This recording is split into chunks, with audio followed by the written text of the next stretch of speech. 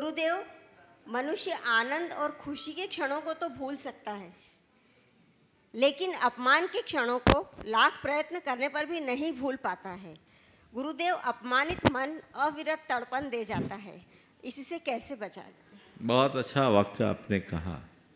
आनंद और खुशी के क्षणों को तो फिर भी भूल जाता है, लेकिन अपमान के क्षणों को नहीं भूलता। अपमानित मन अविरल तर्पण देता है, इससे कैसे बचे?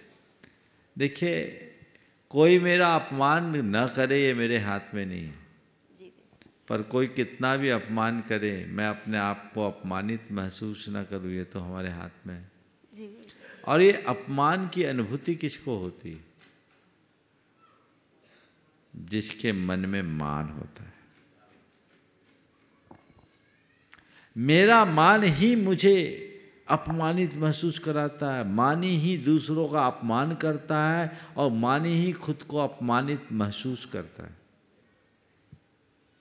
एक छोटे से बच्चों को आप कुछ भी बोल दो, उसको कोई फर्क नहीं पड़ता, क्योंकि उसके मन में वैसा मान नहीं है। और जैसे जैसे व्यक्ति का मान घना होता जाता है, वो अपनी एक काल्पनिक छवि गढ़ लेता है और उस छवि में मत रहता है, उसे संवारने की कोशिश करता है, उसे संभालने की कोशिश करता है। और जब भी उस छवि पर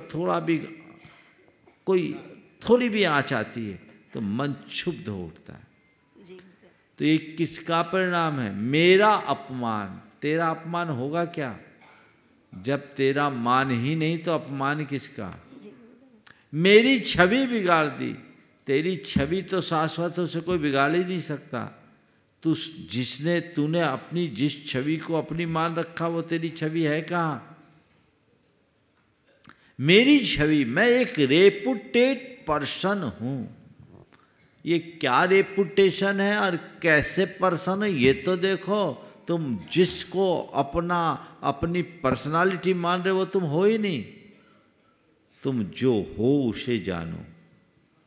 जिस पल व्यक्ति को इस बात का बोध हो जाएगा कि मैं विशुद्ध आत्मा हूँ, वो मान अपमान से परे हो जाएगा। लेकिन जब तक परद्रव्यों में आत्मबुद्धि होगी, आत्मस्वरूप से भिन्न पर पदार्थों के प्रति ही अपनत्व का भाव होगा।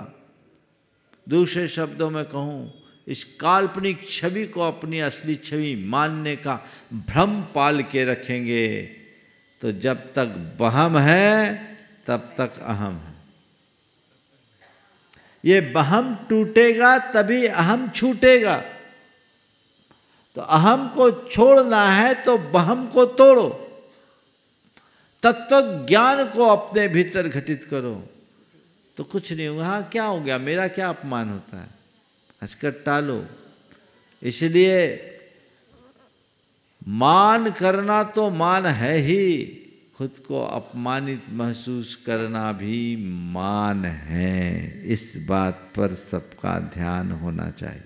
नमस्ते गुरु।